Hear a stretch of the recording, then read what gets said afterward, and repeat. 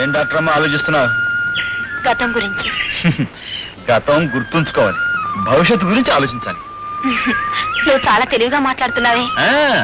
నీలాంటి తెలుగు అమ్మాయి పక్కనుంటే నా అలాంటి మొరటోడికి తెలివితేట వాడు అంతా అవే వచ్చేస్తాయి.